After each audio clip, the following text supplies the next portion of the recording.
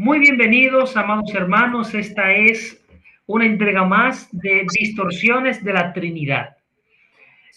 Una clase que ha sido diseñada para introducirnos en el hermoso, fascinante y profundo mundo de la teología trinitaria, especialmente en las desviaciones y cómo la Iglesia puede aprender, cómo la Iglesia puede responder a dichas desviaciones. En la clase pasada nosotros estuvimos hablando acerca de cómo surgió esta doctrina. Y nosotros establecimos allí de que la doctrina de la Trinidad surgió de la experiencia de fe de los primeros cristianos, específicamente del judeocristianismo. Los cristianos del primer siglo fueron judíos en su inicio, y ellos entonces fueron educados, fueron formados en el más estricta formación monoteísta y monolátrica. Es decir, que ellos tenían tatuado en la mente y en el corazón la Shema. Escucha, oh Israel, Jehová nuestro Dios, uno es. Amarás al Señor tu Dios con todo tu corazón, con toda tu alma y con toda tu mente y con todas tus fuerzas. Cada niño judío tenía que aprender eso, y eso se convertía en parte de su personalidad, en parte de su ser, y también como parte también de su identidad como nación. Entonces, esas mismas personas se vieron entonces de frente con Jesús, y el maestro estaba reclamando algunas cosas. Antes de Abraham yo soy. Jesús dijo, yo soy el Hijo del Hombre, el Hijo de Dios. Y decía una serie de cosas que los mismos fariseos decían, pero dice cosas que con eso se hace Dios. Y los mismos discípulos constantemente hacían acciones de adoración a Cristo. Eso suponía un problema. ¿Qué hacemos con nosotros? Estamos adorando a este hombre. Y a partir de allí entonces comenzaron a buscar en el Antiguo Testamento según la clave interpretativa que él les había dado, porque él le dijo que debía de decir, les abría las escrituras y les enseñaba lo que estaba escrito acerca de él en la ley de Moisés, en los salmos y en los profetas. Es decir, que Jesús les estaba diciendo, miren, todo lo que se ha escrito es de mí. Yo soy el lomo. Me gusta mucho utilizar esta ilustración. Esta parte de la Biblia, esto es Jesús. Todas las páginas de ella están pegadas a Cristo, y Cristo es lo que le da soporte y sostén a toda la revelación. Eso es lo que Jesús le estaba diciendo a ellos. Está escrito de mí en todas partes del Antiguo Testamento, desde Génesis hasta Malaquías, se está escrito de mí. Y así él les enseñó a leer la escritura, y eso hicieron ellos, y comenzaron a ver en una lectura que se llama una lectura prosopológica. La prosopología no es más que una especie de diálogo, viendo una persona en el texto. Mateo hace mucho eso. Tú cuando lees a Mateo te das cuenta que profecías que hablaban en el Antiguo Testamento de la nación de Israel, él las aplica a Cristo. Eso es una lectura prosopológica. Y eso no nos lo estamos inventando nosotros. Es la lectura que hicieron también los padres apologistas, como Justino, y ellos entonces lo aprendieron también de los padres apostólicos, como Policarpo y otros hermanos más. En ese sentido, entonces, vemos que la doctrina de la Trinidad es una consecuencia buena y necesaria de lo que ellos estaban experimentando. Ellos creyeron en Dios el Padre y que Dios el Padre había enviado a su Hijo unigénito. Y su Hijo unigénito prometió enviar al Espíritu y el Espíritu le dotaba a la iglesia con carismas, con poderes, con nuevas habilidades, y ellos tenían una relación con ese Santo Espíritu como si fuese una persona que les hablaba, que se contristaba, y allí nosotros vemos cómo se cierra el círculo trinitario. Y eso fue lo que vimos en la clase pasada, acompañado también de las fuentes y orígenes de la fe trinitaria. Quedamos específicamente en los textos trinitarios y cómo los textos triádicos o nominales, así como los textos tripartitos o funcionales, y también vimos textos que son puramente trinitarios u ontológicos. En esta clase vamos a hablar específicamente sobre el origen de la fe trinitaria y de la formulación trinitaria también. Voy a ser un poco escueto en este punto y vamos a hablar muy particularmente de unos textos en específico. Quiero centrarme en la fórmula bautismal. Bien, como ya hemos establecido, el Nuevo Testamento no nos presenta una formulación doctrinal explícita de la Trinidad. Como unos años después, en los concilios, sí se va a establecer una formulación y una terminología técnica para establecer el Dios de los cristianos. Y eso ya se haría en los concilios. Pero el Nuevo Testamento sí refleja una experiencia trinitaria viva en la práctica de la vida cotidiana de la iglesia. En su adoración, en el bautismo, en la vida litúrgica, es decir, en la vida devocional, en la vida de iglesia, en el culto de la iglesia, las tres personas, Padre, Hijo y Espíritu Santo, aparecen íntimamente unidas en su ser, en sus acciones y sobre todo en su acción de salvación. Y esa intuición se refleja en varios textos, particularmente en las cartas del apóstol Pablo. Tito 3:4, Hebreos 10, Primera de Pedro 1, versículo 2, que lo comentamos en la clase pasada, por cierto, y Apocalipsis 1, versículos 4 al 5, si no me equivoco, sí. Entonces, hoy quiero comentarles algunos textos, especialmente el texto de Primera a los Corintios, donde nosotros vamos a ver al Espíritu Santo en unidad con el Padre y el Hijo. Así que déjame buscar aquí el siguiente texto, que es Primera a los Corintios,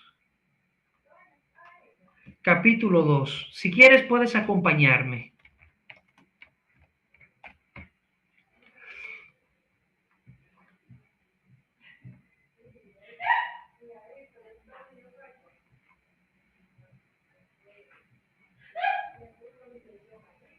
Segunda a los Corintios, capítulo 2, versículo 10 al 16.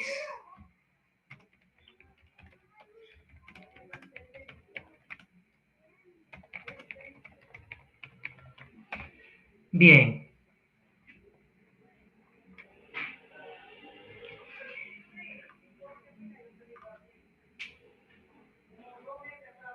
Ah, caray.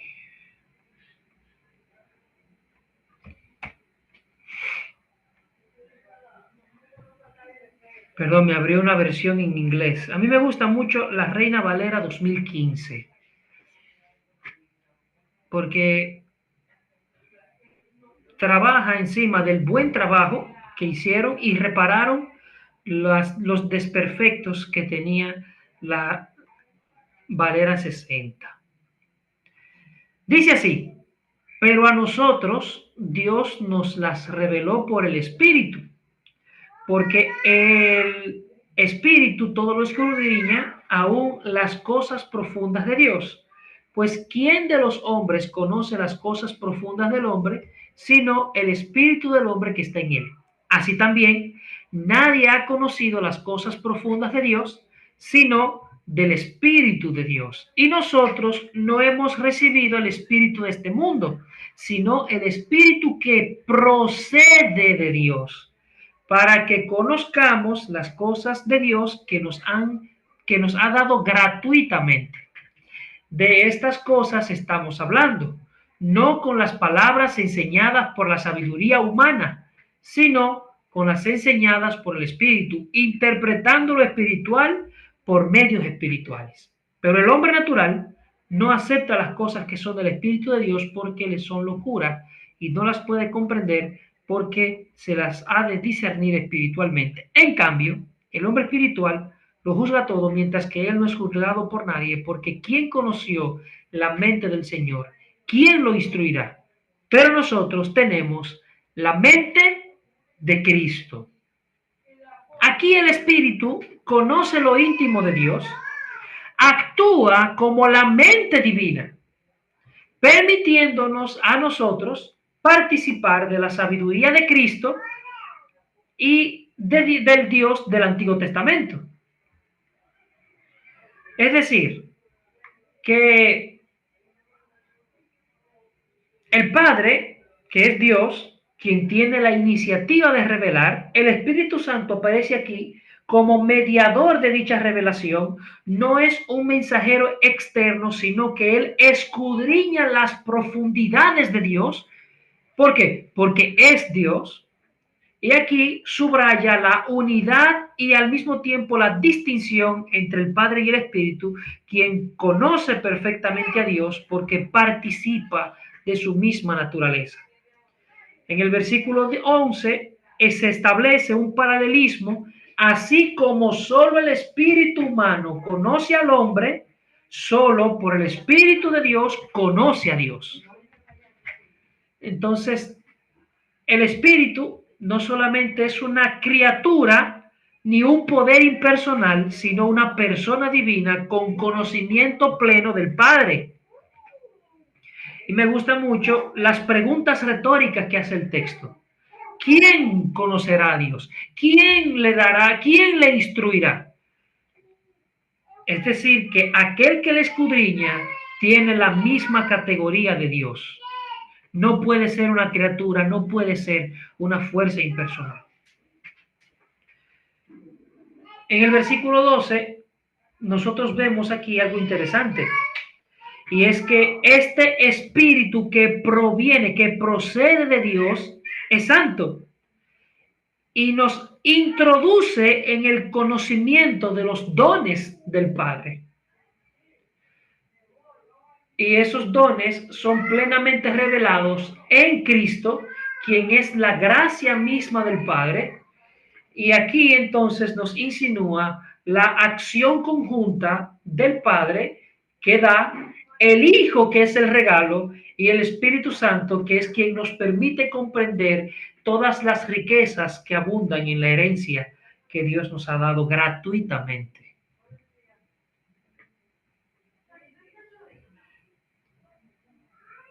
Esas enseñanzas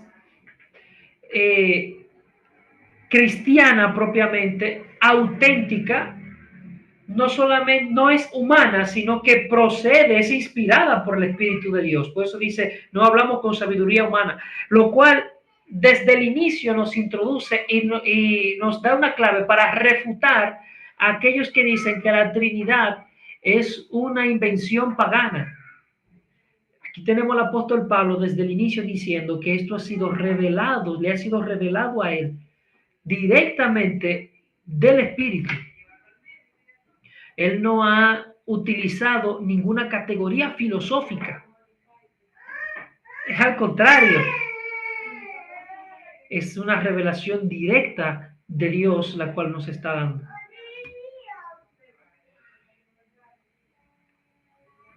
En síntesis, no quiero abundar más, en síntesis, lo que nos dice es que el Padre es el origen de la revelación, que ha dado los dones gratuitamente. El Hijo es el contenido de esa revelación, la sabiduría de Dios encarnada.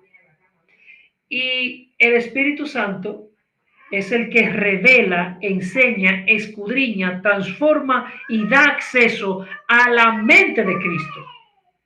Eso muestra que el conocimiento verdadero de Dios no es fruto de nuestro esfuerzo humano, sino de la participación de una vida activa y divina, gracias a la obra completa del Padre, del Hijo y del Espíritu Santo. ¿Tienen alguna pregunta en ese punto o quieren hacer alguna aportación?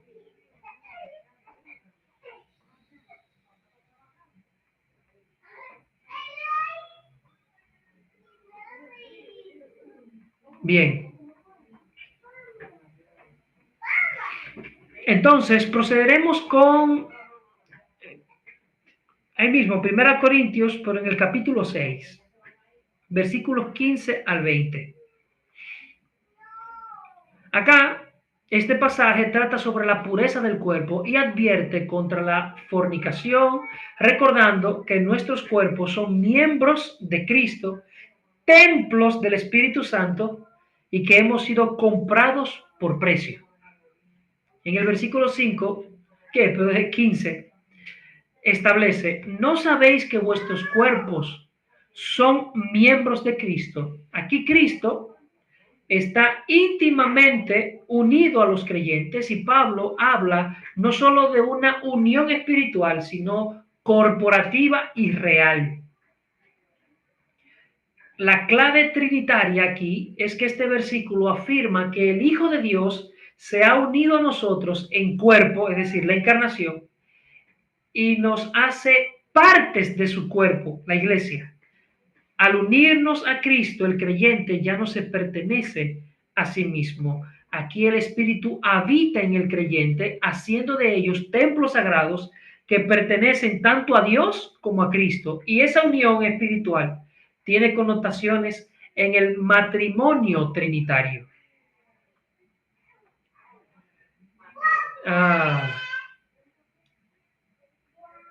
Y por ende, esa unión hace que nosotros entonces comencemos un proceso de santificación y así por el estilo.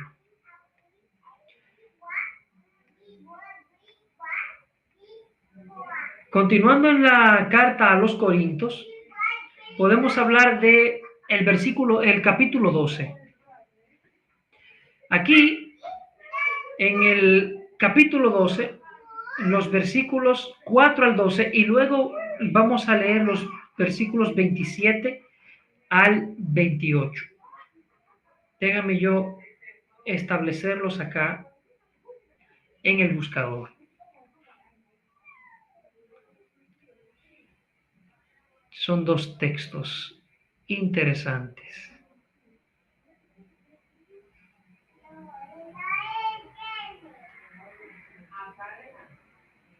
Opa.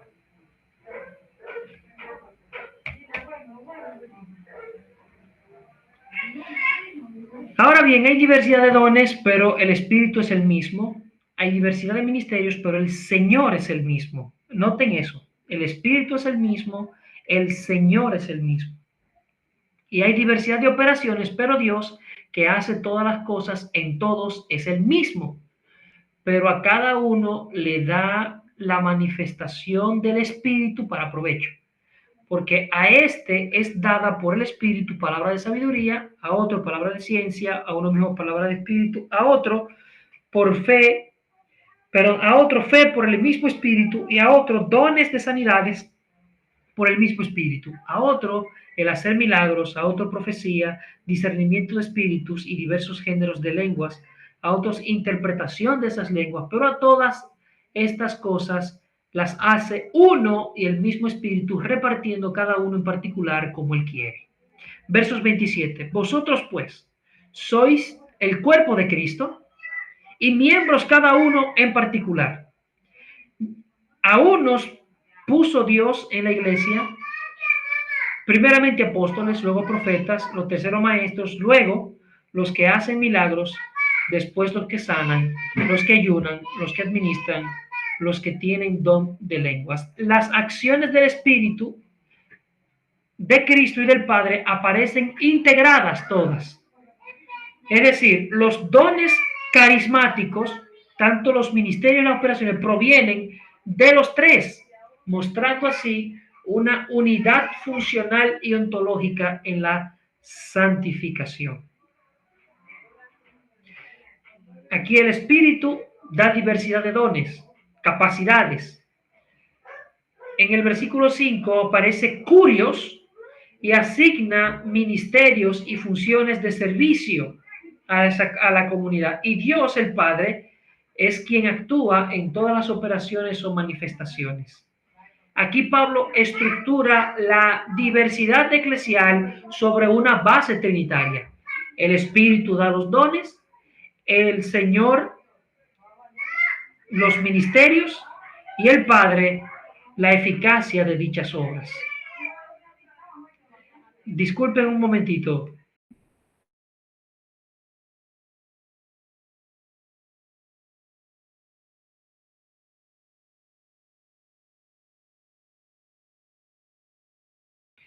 Bien.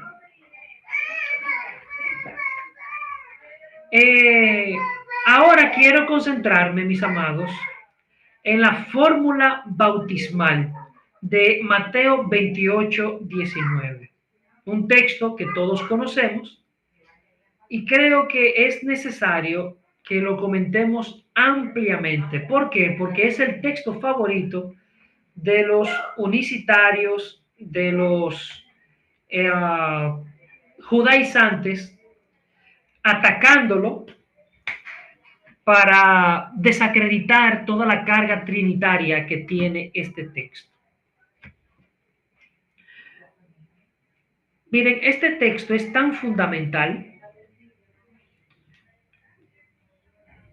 que la simple lectura te da a ti que hay algo distinto del Dios cristiano. El Dios cristiano obligatoriamente tiene que ser trinitario, basado en ese texto. Solo ese texto nos da a nosotros una inmensidad de información trinitaria.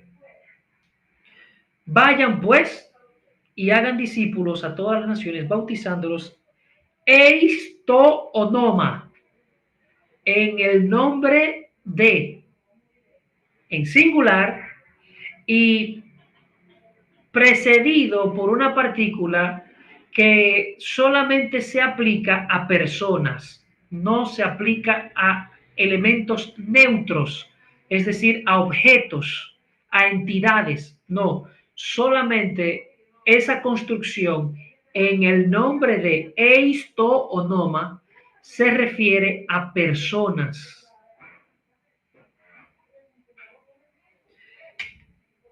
Tres personas aparecen aquí, distintas. Vayan pues y hagan discípulos. Esta es una orden dictada por el Jesús resucitado, por el que ya tiene un cuerpo glorificado, que ha sido sentado a la diestra de Dios, que ha dicho que toda autoridad le ha sido dada en el cielo y en la tierra. Creo que son las palabras más autoritativas que puede existir. Jesús está estableciendo aquí. Vayan pues. Aquí el verbo hacer discípulos implica enseñar, formar, incorporar a esta nueva vida. Y esta misión está fundamentada cristocéntricamente, pero ha de ser realizada bajo la comunión trinitaria, como dije, bautizándolos en el nombre.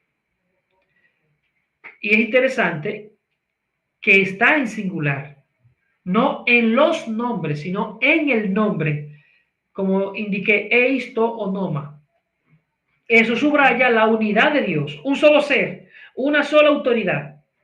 Bautizar en el nombre implica introducir al creyente en comunión íntima, en la comunión de Dios mismo, no solamente en una fórmula ritual. Y aquí viene, porque cada uno de los nombres listados están precedidos por la partícula gramatical conjuntiva kai en griego, que se traduce como y. Aquí se revela con claridad la distinción personal en cada uno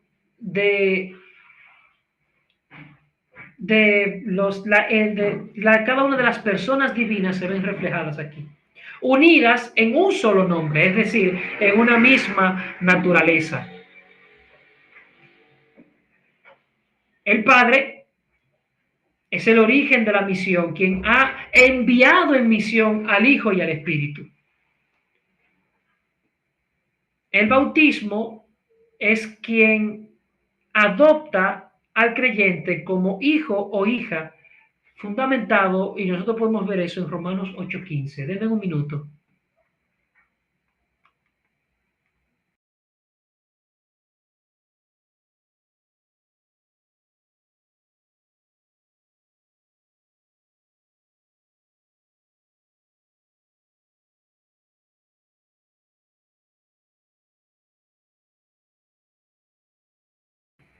Bien, disculpen. El Hijo, acá, Jesucristo, el Hijo eterno del Padre, es quien redime y salva y es la persona que comunica esta misión, que ha sido resucitado y ha sido exaltado. El bautismo del creyente hace que él muera y resucite con Cristo. Y así lo explica el apóstol Pablo en Romanos 6, versículos 3 al 5. Y el Espíritu Santo entonces es quien da vida nueva, sellando al creyente, según Efesios 1:13, y lo incorpora al cuerpo de Cristo. Y el Espíritu entonces continúa la obra del Hijo guiándolo en la vida cristiana. Entonces, la aplicación doctrinal acá es que la fe cristiana es esencialmente trinitaria. No se trata de una fórmula decorativa o externa, sino que es una verdad central. En el bautismo, el creyente es sumergido en la vida misma de la Trinidad. Él entra en la comunión de amor del Padre, la gracia del Hijo y la fuerza del Espíritu Santo. La misión evangelizadora acá de la iglesia es el reflejo de la misión trinitaria. El Padre envía al Hijo, el Hijo envía al Espíritu y ahora Cristo está enviando a sus discípulos siendo dotados por la fuerza del Espíritu de Dios. Aquí se revela la unidad de un solo nombre, revela la pluralidad de personas, Padre, Hijo y Espíritu, y establece que la vida cristiana se inicia y se integra en la Trinidad. Esto señala algunas cosas y quiero concentrarme en el término nombre, porque en griego, en el nombre de puede ser utilizado de tres maneras distintas y las tres son aplicables a la forma en cómo se está utilizando en este texto. La primera de ellas es como categoría o dignidad común. Así aparecen varios textos en el propio Mateo. Mateo 6, 9, por ejemplo, aparece lo siguiente. Dice, vosotros pues oréis así. Padre nuestro que estás en el cielo, santificado sea tu nombre. Allí vemos que se está santificando el nombre de Dios, la categoría divina.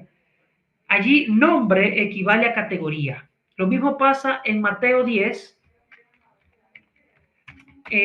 41 al 42. Dice, cualquiera que recibe a un profeta por tratarse de un profeta, recibirá recompensa de profeta. Y el que recibe a un justo por tratarse de un justo, recibirá recompensa de justo.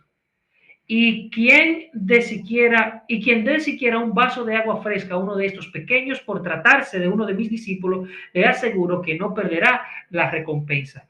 Es la idea de profeta allí, de categoría. En ese sentido se utiliza también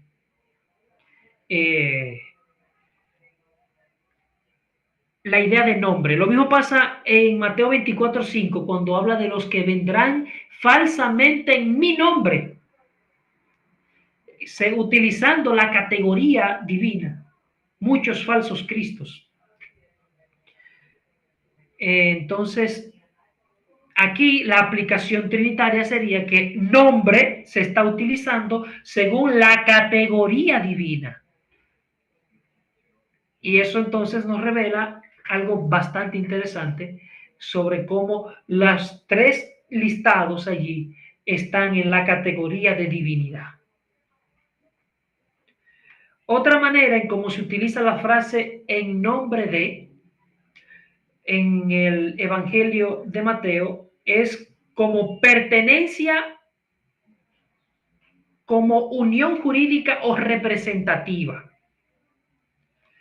En Mateo 7:22 aparece, déjenme buscarle Mateo 7:22. Muchos me dirán en aquel día, Señor, Señor, ¿no profetizamos en tu nombre? ¿En tu nombre echamos fuera demonios? ¿En tu nombre hicimos muchos milagros? Si se dan cuenta, en este texto se está utilizando, le está diciendo, nosotros fuimos representantes tuyos, fuimos en nombre tuyo. Entonces, acá, de nuevo, una aplicación de esa manera, si en este texto se está utilizando de esa manera, entonces estaríamos hablando de que tenemos la representación de la divinidad acá y está constituida entonces por tres personas. Lo mismo pasa en los textos como Mateo capítulo 10, 22 y en el capítulo 24, versículo 9. Y por último, también se utiliza en forma de consagración, de culto, rendir culto al nombre. Mateo 18, 20. Vamos a leerlo del versículo 18. Dice, de cierto os digo que todo lo que atéis en la tierra será atado en el cielo, todo lo que desates en la tierra será desatado en el cielo. Otra vez os digo que si dos de vosotros se ponen de acuerdo en la tierra acerca de cualquier cosa que pidan, les será hecho por mi Padre que está en los cielos. Porque donde están dos o tres congregados en mi nombre, allí estoy yo en medio de ellos. Si se dan cuenta,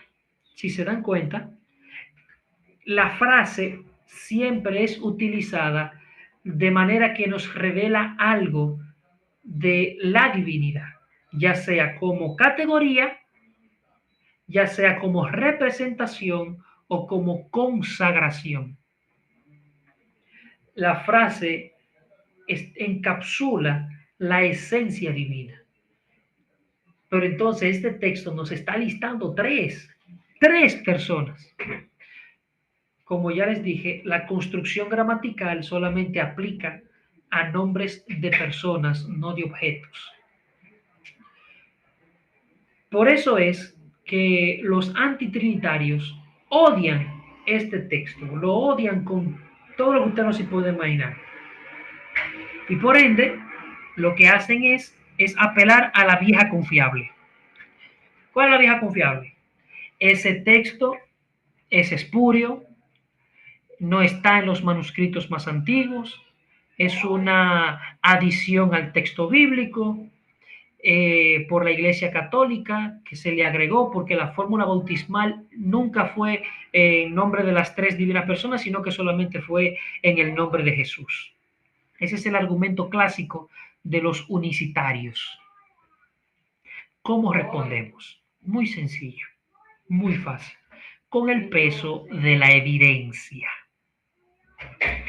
Primero, demuéstrame dónde está la adición. Es decir, que ellos tienen que mostrarme a mí un texto de Mateo en griego, un manuscrito de Mateo, donde la fórmula trinitaria no esté. Y luego tienen que mostrarme otro documento, otro texto de Mateo, otro manuscrito posterior que contenga la fórmula trinitaria. Y déjenme decirles que le va a ser muy difícil, porque de todos los manuscritos que nosotros tenemos, esa parte del Evangelio de Mateo es una de las más fuertes y con menos variantes. En el Chester Beauty, en el Código Sinaítico, en el Códice Vaticano, en todos, la fórmula bautismal trinitaria o la fórmula larga aparece sin cambio alguno. Segundo, la fórmula larga aparece en el Diatesaron de Tasiano, que data del 170 después de Cristo. Es la primera armonía de los evangelios.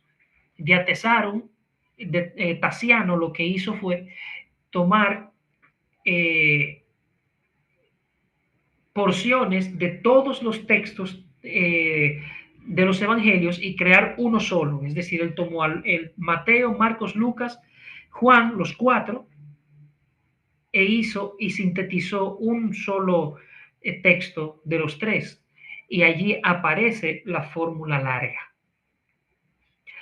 Y continuamos. En la Didache aparece que debemos ser bautizados en el nombre del Padre, del Hijo y del Espíritu Santo.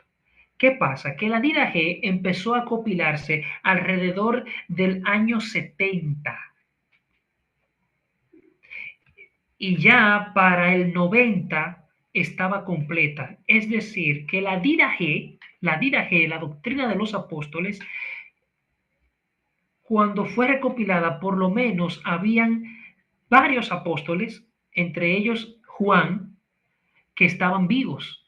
Así que si algo de la Didache hubiese estado equivocado, hubiésemos tenido un testimonio en los escritos juaninos, en el corpus juanino, denunciando eso.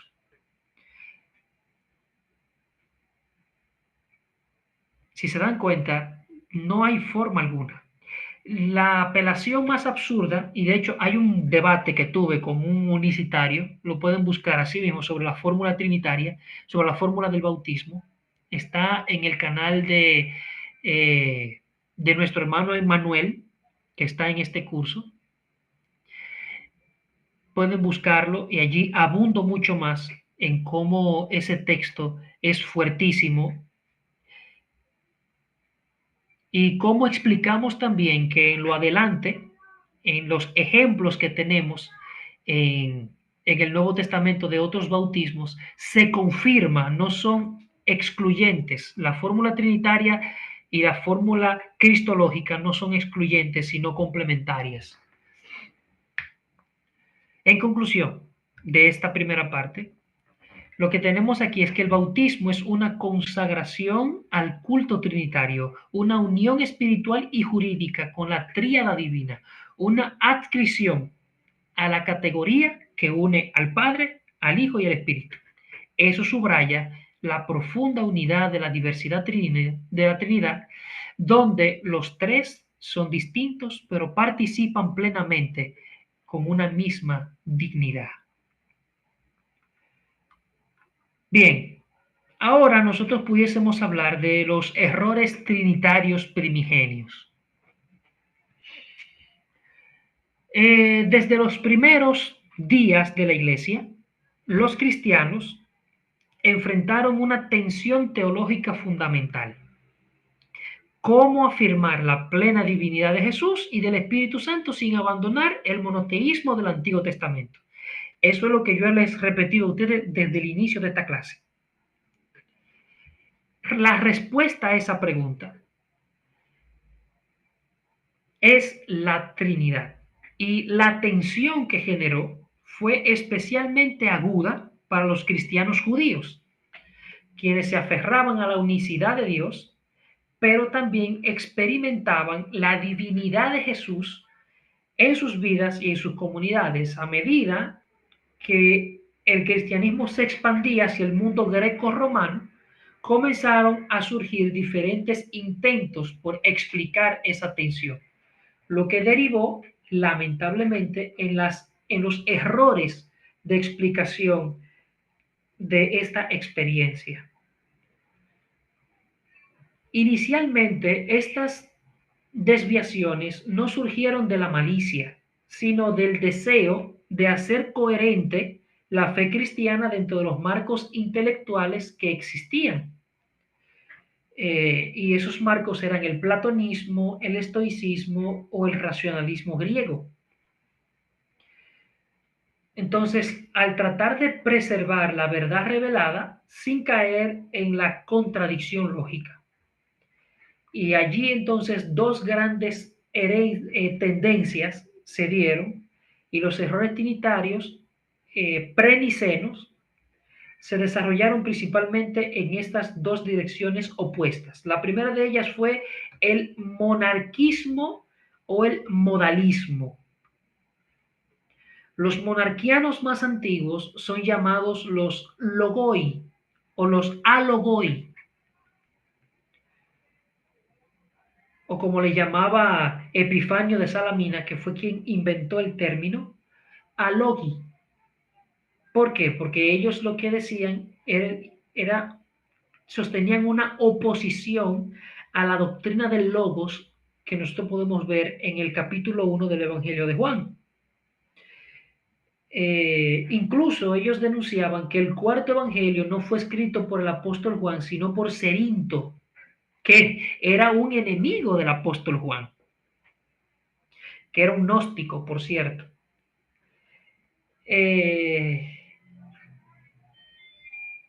Y ellos entendían que esa doctrina del logos servía como base a las especulaciones gnósticas acerca de la multiplicidad dentro de la divinidad.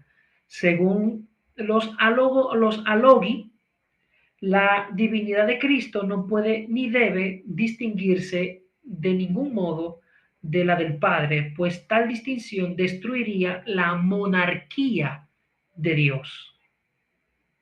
La motivación de ellos era defender la unidad absoluta de Dios. Y para ello entonces proponen tres personas. Las tres personas no son distintas, sino modos, manifestaciones, caretas que Dios se pone. No, de allí se desarrollaron entonces las ideas de Noeto de Esmirna, de Praxeas y por último de Sabelio. Sabelio va a ser posterior y va a ser el que se le va a endilgar el nombre como sabelianismo, el monarquismo o modalista. La implicación de todo esto es que niega las relaciones intratrinitarias. Entonces el Padre, el Hijo y el Espíritu son simplemente roles, apariencias. Y el problema fundamental aquí es que anula la distinción real entre el Padre y el Hijo, lo que dificulta entender la encarnación. No sabríamos cómo Dios puede mantenerse trascendente en su trono y al mismo tiempo humillarse, la misma persona del Padre encarnada en el Hijo. Eso desencadena entonces en que el Padre murió en la cruz. Imagínate tú eso. Aquel en que nos movemos y somos y todas las cosas subsisten muriendo en la cruz. Eso se llama patripasionismo, que fue muy atacado por los padres.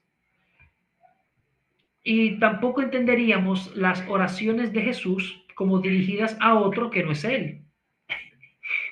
Jesucristo sería alguien así como alguien con problemas mentales, una especie de, de delirio. Eso sería si sostuviésemos el monarquianismo. Por otra parte, serían las tendencias subordinacionistas, que luego se convertirán en los arrianos.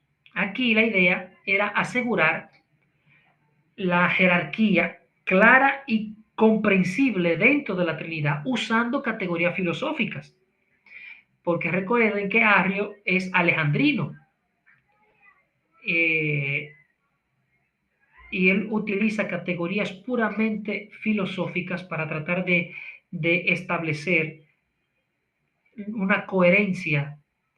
Y aquí entonces el Hijo, lo que él propone es que el Hijo y también en consecuencia el Espíritu Santo son inferiores al Padre, incluso una especie de ser divino intermedio, una suerte de demiurgo, que ni es ni humano, ni completamente divino. Es una especie de intermedio entre los dos. Una cristología plenamente defectuosa la que Arrio maneja.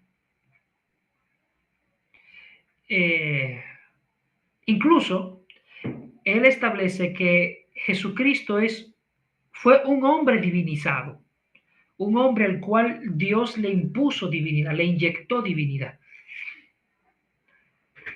La implicación de esto es que Cristo es un ser creado, exaltado, sí, pero creado, y que no es plenamente Dios, ni tampoco plenamente humano, como ya he establecido. ¿Cuál es el problema? Que niega la divinidad plena de Cristo y por lo tanto compromete la eficacia de la redención. Porque si Cristo no es plenamente Dios, su sacrificio no puede tener valor universal y eterno. Al final, ambas tendencias, aunque están en extremos opuestos, comparten una misma dificultad, y es la incapacidad de afirmar de manera simultánea la unidad de Dios y la distinción real de las tres personas. Por tanto, forzan la doctrina a un extremo o a otro. Y en ambos casos debilitan el mensaje central del Evangelio. ¿Cuál? Que Dios mismo, en la persona del Hijo, se encarnó para redimir a la humanidad. Por ende, cayeron en lo que no querían. Ellos querían explicar de manera lógica y cayeron en lo ilógico. Allí está. Esa sería la base desde la cual más adelante todas las demás herejías que surgirán y manifestaciones modernas entran en esta categoría, ya sea en un modalismo o en un subordinacionismo. Pero me falta uno, que fue el triteísmo, que lo veremos cuando estemos hablando acerca de la doctrina mormona. El triteísmo fue una tendencia explicativa dentro de la iglesia, que sí tuvo algunos partidarios, pero no se formaron como una escuela en específico, sino que fueron como tendencias de explicación y fueron condenadas por, por su tendencia politeísta. Díganme si hay alguna pregunta hasta este punto. Profesor, quisiera regresar al punto anterior en el que mencionaba usted el tema de a nombre de. Me gusta mucho la idea en la que Jesús se subordina al Padre y nosotros ahora estamos subordinados a Él. Pero la frase en nombre de nos hace como en un sentido apostolar a cada cristiano, ¿verdad? Como yo entiendo. Exacto, exacto, sí. Ahora, recordemos que esa autosubordinación del Hijo es económica, no ontológica. Y eso es importante. ¿A qué me refiero con esto? a que esa subordinación es transitoria y solamente se establece en el marco de la historia de la salvación. En la acción salvífica, el Hijo se despoja a sí mismo, y si tú lees Filipenses, aparece como un autodespojo. Él se despojó a sí mismo tomando forma de siervo, muriendo en la cruz.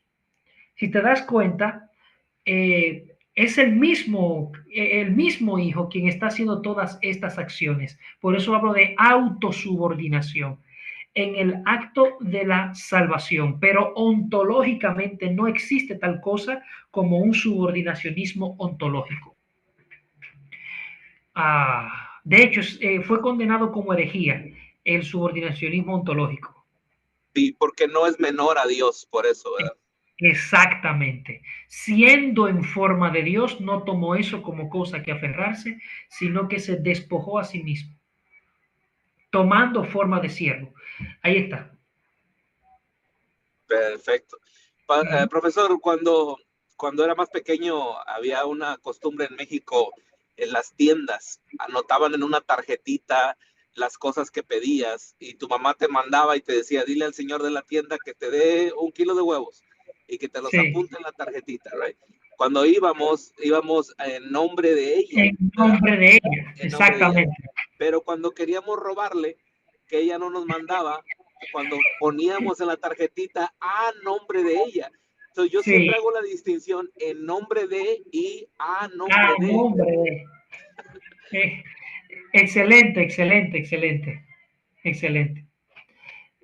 Muy buena aportación, Eric. Por favor, escríbela y envíamela, que la quiero agregar al texto. ¿Alguien más? ¿Hay alguna pregunta hasta este punto?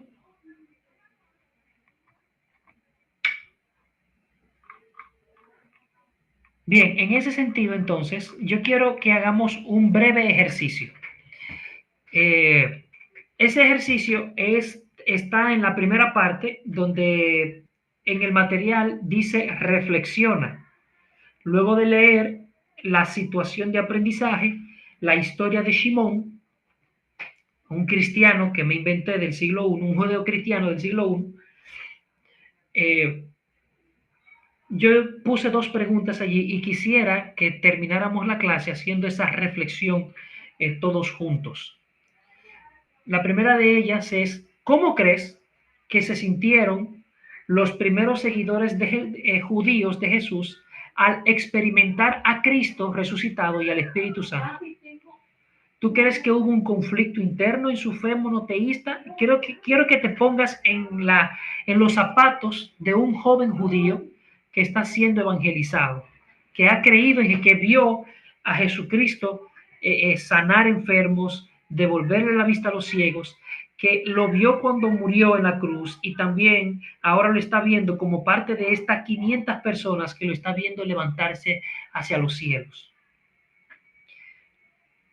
¿Cómo tú crees que sería ese conflicto interno entre la Shema y ahora a Jesús? Y luego entonces veo a los apóstoles que están hablando en lenguas extrañas a través del Espíritu Santo. Te quiero escuchar. Profesor, voy a tomar la palabra nuevamente. No puedo ver si alguien más levanta la mano. Discúlpeme, es que lo tengo en mi teléfono, el Zoom, pero yo tuve también un cambio de paradigmas. Algo cambió en mí cuando yo me di cuenta que en la Biblia se ora al Padre. Y yo Ajá. crecí en la iglesia. Mi papá es pastor, pero yo nunca había descubierto eso. Así que fue un choque para mí decir, pero ¿qué tiene de malo orar a Jesús? ¿Qué tiene de malo orar al Espíritu Santo? Hasta que te empiezas a empapar de la riqueza. No es que sea malo, sino que hay una, ¿cómo se puede decir? Una complejidad en lo que es la oración, en la manera en la que se ora, que da mucha más riqueza, porque ahora yo no dudo en acercarme al Padre en nombre de Jesucristo y sé que es el Espíritu que me lleva. Quiero pensar Exactamente. que es una es una experiencia parecida a la de ellos, al no poder negar que el Hijo de Dios está entre ellos o estuvo entre ellos, que resucitó y que ahora pueden sentir al Espíritu Santo tan activo en su ministerio, ¿verdad? Obrando. Creo que es la manera en la que yo los puedo entender, pero sí creo que fue un desafío para ellos y sí creo que fue un quebrar de cabeza grande. En lo personal, esa es mi opinión. Sí, y yo sé que los apóstoles tuvieron que responder muchas preguntas. Y entonces, ¿cómo? ¿Y qué pasó? ¿Y cómo entonces? Pero entonces yo sé que la respuesta siempre fue, bueno, lo que hemos visto y oído, esto es lo que anunciamos. No podemos negar que Jesucristo recibió adoración de sus propios discípulos. Cuando resucitó, los discípulos cayeron delante de él y le adoraron, así mismo dice el texto. Ahora, es interesante que en Apocalipsis capítulo 5,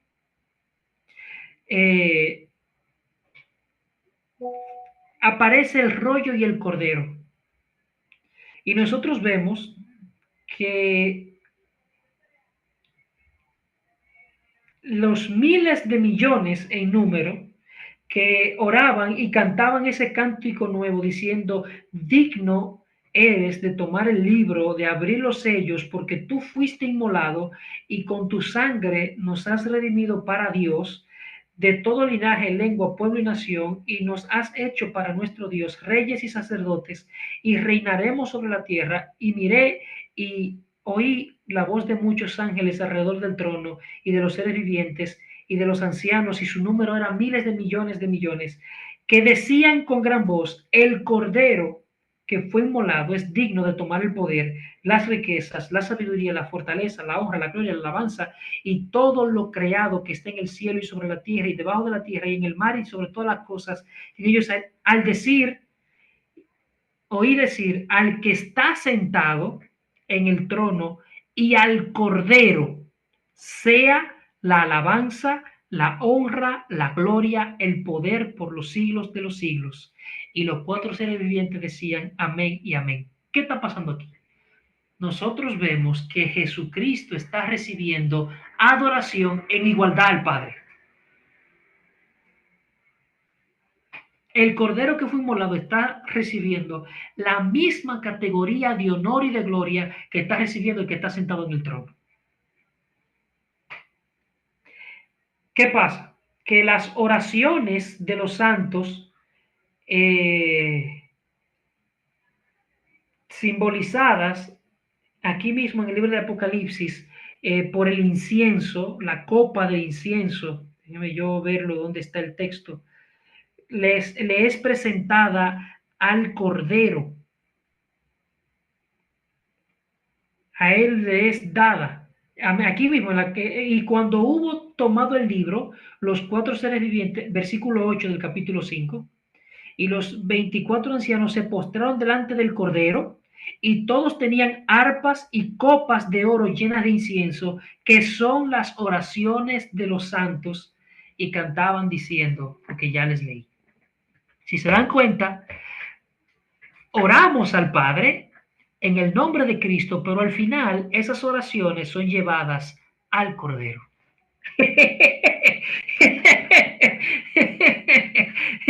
Díganme si no hay Trinidad en el Nuevo Testamento. Yo les reto que me digan que no hay Trinidad en el Nuevo Testamento. Yo me atrevo a culpar un poquito a los ángeles porque les reprocho mucho ahí en Hechos Jesús mismo que no le explica nada a Pablo, se espera que Ananías lo explique. También en la conversión de Cornelio, el ángel simplemente le dice, ve, porque tienes que hacer un trabajo arduo, y yo creo que les hubiera facilitado el trabajo si un ángel se apareciera y les dijera de la Trinidad, pero no pasó así, ¿verdad? Así es, así es. Bueno, bien, mis amados, ustedes han recibido toda la información y creo que no hay preguntas hasta ahora. Por ende, vamos a parar la grabación en este punto.